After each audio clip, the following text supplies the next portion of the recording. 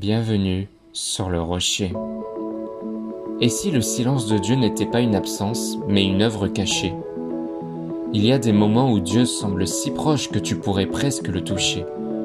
Et puis il y a ces saisons où tout paraît vide, où prier ressemble à parler à un mur, où lire la Bible ne t'apporte plus la même joie, où les chants qui te touchaient autrefois te laissent maintenant indifférent. Cette expérience a un nom, la nuit spirituelle de l'âme. C'est une saison difficile, souvent incomprise, mais elle peut devenir l'une des plus profondes de ta marche avec Dieu. Qu'est-ce que la nuit spirituelle?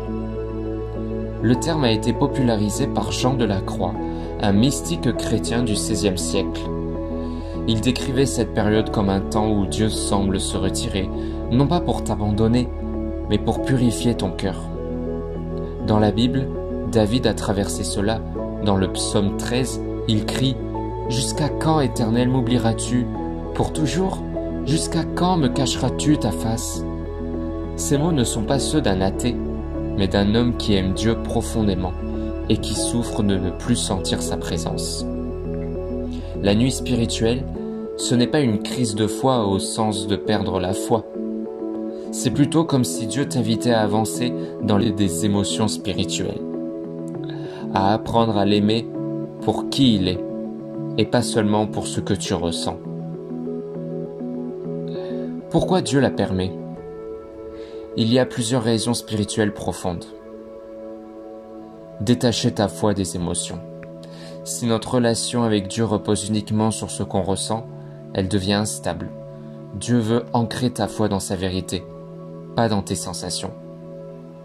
Autre raison, faire grandir ta persévérance. Jacques chapitre 1 au verset 3 à 4 dit « La mise à l'épreuve de votre foi produit la persévérance, mais il faut que la persévérance accomplisse parfaitement sa tâche, afin que vous soyez parfaits et accomplis. » Te rapprocher de lui par un chemin plus profond?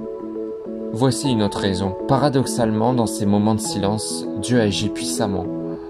C'est comme une graine enfouie dans la terre, tu ne vois rien, mais une transformation invisible est en cours. Et t'éloigner de l'amour des bénédictions pour t'attacher à l'auteur des bénédictions. Dieu veut que tu l'aimes pour lui-même. Même quand les émotions, les miracles ou les réponses visibles semblent absents. Comment traverser cette saison? Continue à parler, même sans ressentir. La prière dans la nuit spirituelle est un acte de foi pure. Elle dit « Seigneur, même si je ne te sens pas, je choisis de t'honorer. » Nourris-toi de la parole. Tes émotions mentent parfois, mais la parole est toujours vraie. Même si un verset te semble sec, il travaille en toi comme une pluie invisible qui arrose la graine. Cherche la communion avec d'autres croyants. Ne t'isole pas. Le corps de Christ est là pour te rappeler que tu n'es pas seul. Parfois, un simple échange avec un frère ou une sœur peut rallumer une petite flamme en toi. Tiens un journal spirituel. Note les promesses de Dieu, les versets qui t'encouragent, les petits signes de sa fidélité. Plus tard, tu réaliseras qu'il était là, même quand tu pensais qu'il était absent. Et chante quand même.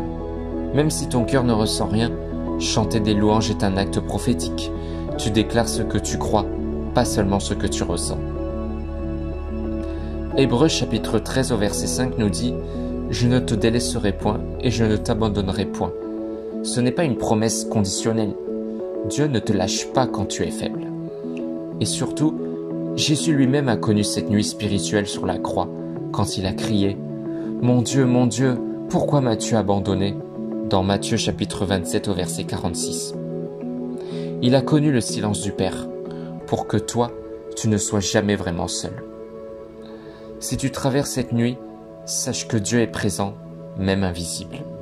Comme les étoiles qui brillent toujours derrière les nuages, sa lumière est là, même si tes yeux ne la voient pas. La nuit spirituelle n'est pas la fin de ton histoire. C'est souvent le passage obligé vers une foi plus profonde, plus mature, plus solide. Continue à marcher, même dans l'obscurité, parce que l'aube arrive, et quand elle viendra, tu découvriras que tu as grandi d'une manière que tu n'aurais jamais imaginée. Si ce message t'a parlé, abonne-toi pour recevoir chaque jour une parole qui fortifie ta foi.